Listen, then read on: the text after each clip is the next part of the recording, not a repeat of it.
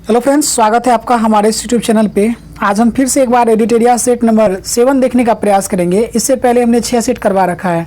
चलिए बिना किसी समय के बर्बादी के हम चलते हैं टू द पॉइंट प्रश्न की ओर।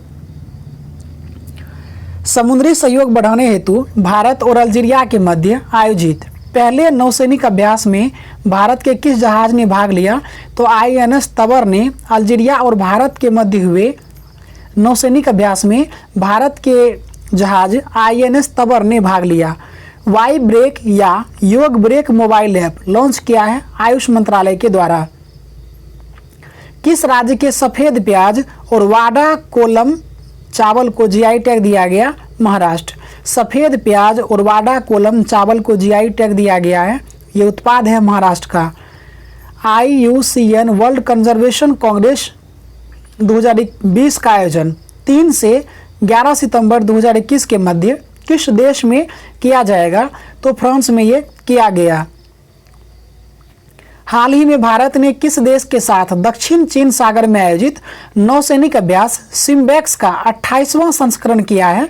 तो सिम्बैक्स का आयोजन किया जाता है भारत और सिंगापुर के द्वारा और यह आयोजित किया गया दक्षिण चीन सागर में। आपको बताना है इनमें से क्या सही है। सुमेलित नहीं है तो जैसे भाविना पटेल टेबल टेनिस और इसका संबंध है गुजरात से, बिल्कुल सही है।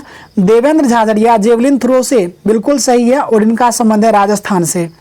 प्रमोद भगत बैडमिंटन के खिलाड़ी हैं और इनका संबंध है बिहार से, सही है। सुमित अंतिल जो है हाई जंप नहीं बल्कि भाला फेंक से संबंधित है। इन्होंने 68.55 मीटर भाला फेंक करके पदक जीता और सुमित अंतिल का संबंध हरियाणा से है। फिनलैंड में लैंगिक समानता जागरूकता बढ़ाने के लिए गर्ल्स टेक ओवर कार्यक्रम के दौरान एक दिन के लिए PM किसे बनाया गया? तो एवा मूर्तो को फिनलैंड में एक दिन के लिए प्रधानमंत्री बनाया गया।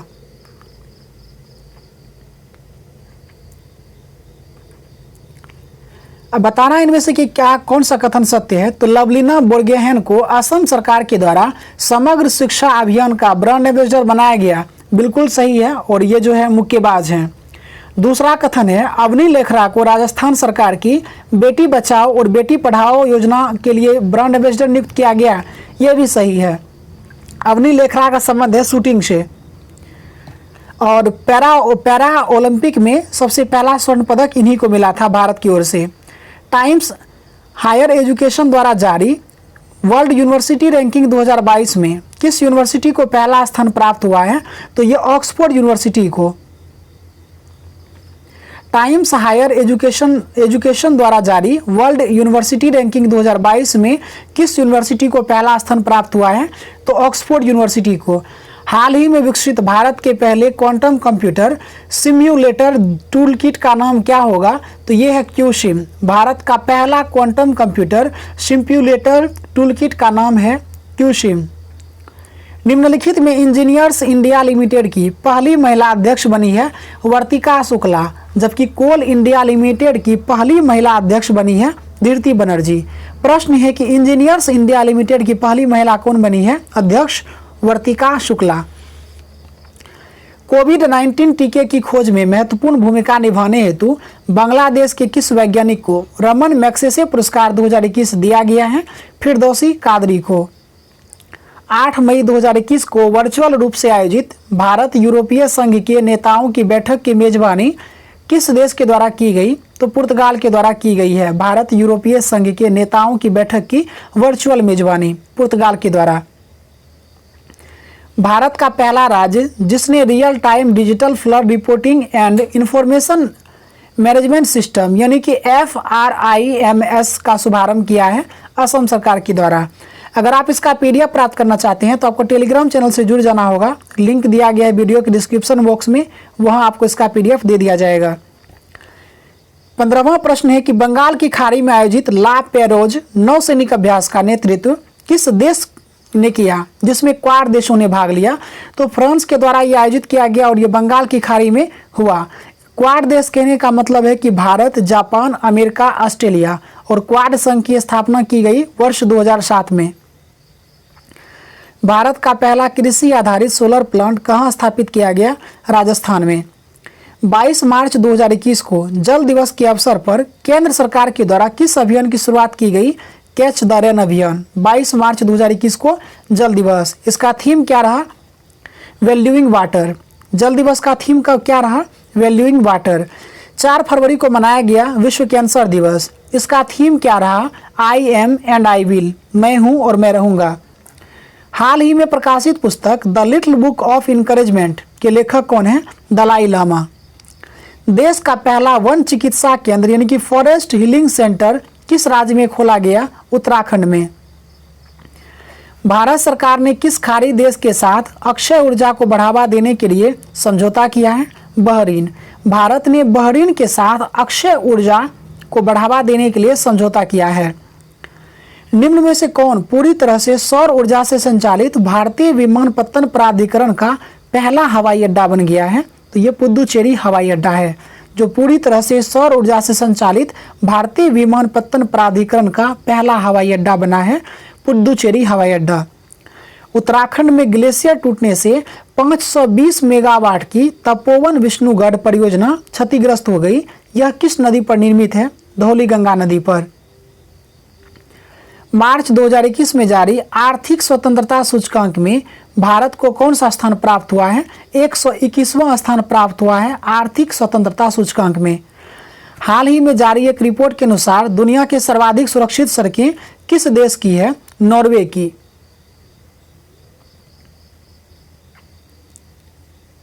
जनवरी 2021 से भारत सुरक्षा परिषद का अस्थायी सदस्य बन गया। इसके बारे में यह सही है कि भारत 8 बार अस्थायी अध्यक्ष के रूप में चुने जा चुके हैं। इस बार जो है 2 वर्ष के लिए भारत को अस्थायी सदस्य के रूप में चुना गया है। भारत के साथ साथ इसमें नॉर्वे, आयरलैंड, मेक्सिको, केन्या को शामिल किया गया है। तो आप इसको मंकी याद कर सकते हैं, मेक्सिको, आयरलैंड, नॉर्वे, केन्या। नए वर्ष के अवसर पर किस देश के प्रधानमंत्री ने अपने राष्ट्रगान के शब्द में बदलाव किया है? तो ऑस्ट्रेलिया ने यंग को बदल करके वन कर दिया है। कौन सी भारतीय महिला क्रिकेट खिलाड़ी अंतर्राष्ट्रीय क्रिकेट में 10,000 रन बनाने वाली पहली भारतीय खिलाड़ी बन गई? मिताली राज। किस राज्य सरकार ने वर्ष 2021 को शिक्षा के वर्ष के रूप में घोषित किया है? अरुणाचल प्रदेश ने। मार्च 2021 में किस राज्य के 3 राष्ट्रीय उद्यान में नाइट सफारी की शुरुआत की गई? मध्य प्रदेश। निम्नलिखित में किस कंपनी ने दुनिया के सबसे बड़े हवाई जहाज का उड़ान परीक्षण पूरा किया? स्ट्रेटो लॉन्च ने दुनिया के सबसे बड़े हवाई जहाज का उड़ान परीक्षण पूरा किया। नवंबर 2021 में जूनियर पुरुष हॉकी विश्व कप का आयोजन भारत के किस शहर में किया जाएगा? भुवनेश्वर। नवंबर 2021 में जूनियर पुरुष हॉकी विश्व कप का आयोजन भारत के शहर भुवनेश्वर में किया जाएगा। All England open badminton championship का खिताब किस महिला खिलाड़ी ने जीता? Nozomi Okuhara. जबकि ऑल इंग्लैंड बैडमिंटन चैंपियनशिप केवल रहेगा तो याद रखेंगे कि ली जी जिया। केंद्रीय पर्यावरण, वन और जलवायु परिवर्तन मंत्री प्रकाश जावड़ेकर ने किस केंद्र शासित प्रदेश में अटल पर्यावरण भवन का उद्घाटन किया? लक्षद्वीप में। केंद्रीय पर्यावरण, वन और जलवायु परिवर्तन मंत्री प्रकाश जावड़ेकर ने किस केंद्र शासित प्रदेश में अटल पर्यावरण भवन का उद्घाटन किया? लक्षद्वीप। मध्य प्रदेश सरकार ने हाल ही में होशंगाबाद शहर का नाम बदलकर क्या रखने की घोषणा की है? नर्मदापुरम। तो होशंगाबाद का जो नया नाम हो जाएगा नर्मदापुरम। हाल ही में किस देश ने संयुक्त राष्ट्र मानवाधिकार परिषद और पेरिस जलवायु समझौते में पुनः शामिल होने का निर्णय लिया? अमेरिका ने। निम्नलिखित में से किस देश ने दुनिया के पहले ऊर्जा द्वीप निर्माण करने की घोषणा की है? तो ये हो जाएगा डेनमार्क और इसका नाम हो जाएगा लिनेट हट नाम का द्वीप होगा ये। ऑप्शन सी नहीं होगा, इसमें गलती से टिक हो गया है, इसका सही जवाब होगा डेनमार्क। किस संस्था ने कोविड-19 के कारण वर्ष 2020 को वर्स्ट ईयर ऑन रिकॉर्ड घोषित किया है? तो विश्व पर्यटन दिवस।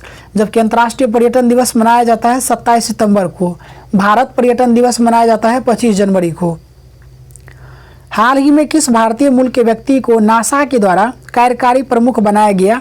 भव्या लाल को भारतीय मूल की व्यक्ति है जिसे नासा के द्वारा कार्यकारी प्रमुख बनाया गया है। किस देश ने कजाकिस्तान के बैकोनूर से अपना पहला आर्कटिक निगरानी उपग्रह आर्कटिका M लॉन्च किया है? रूस। किस देश ने 2030 तक दुनिया का सबसे बड़ा पवन ऊर्जा संयंत्र स्थापित करने की घोषणा की? दक्षिण कोरिया ने 2030 तक दुनिया का सबसे बड़ा पवन ऊर्जा संयंत्र स्थापित करने का घोषणा किया। किस भारतीय कंपनी ने अमेरिका की ऑक्सीलो कार्बन वेंचर से कार्बन न्यूट्रल ऑयल की विश्व की पहली खेप प्राप्त की? रिलायंस इंडस्ट्रीज लिमिटेड ने। किस भारतीय कंपनी ने अमेरिका की ऑक्सीलो कार्बन वेंचर से कार्बन न्यूट्रल ऑयल की विश्व की पहली खेप प्राप्त की? रिलायंस इंडस्ट्रीज लिमिटेड ने। हाल ही में विष्णु नारायण नंबूदरी का निधन हो गया। वे किस भाषा के कवि और शिक्षाविद थे? मलयालम। हाल ही में विष्णु नारायण नंबूदरी का निधन हो गया। वे किस भाषा के कवि और शिक्षाविद थे? मलयालम। निमोनिया के कारण बढ़ते मृत्यु दर को कम करने के उद्देश्य से किस राज्य सरकार के द्वारा सांस अभियान की शुरुआत की गई? मध्य प्रदेश। निमोनिया के कारण बढ़ते मृत्यु दर को कम करने के उद्देश्य से किस राज्य सरकार के द्वारा सांस अभियान की शुरुआत की गई? मध्य प्रदेश। हाल ही में प्रारंभ की गई योजना मिशन इंद्रधनुष 3.0 का संबंध किससे है? टीकाकरण के विस्तार से। और ये 25 दिसंबर 2014 को प्रारंभ किया गया था मिशन इंद्रधनुष।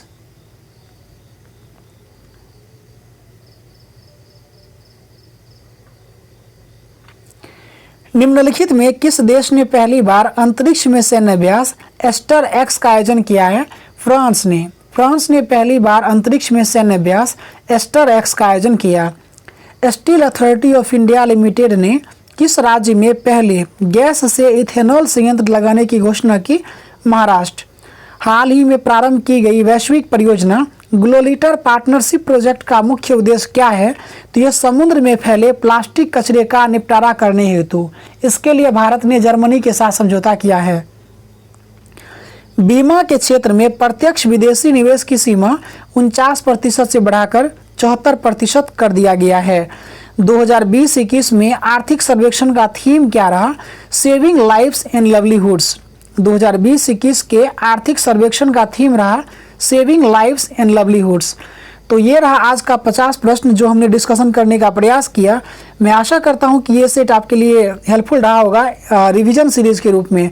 बाकी इसका PDF प्राप्त करना चाहेंगे टेलीग्राम से जुड़ सकते हैं। वीडियो से संबंधित किसी भी प्रकार का शिकवा शिकायत है तो आप कर सकते हैं। मिलते हैं आपको अगले वीडियो में, तब तक के लिए धन्यवाद।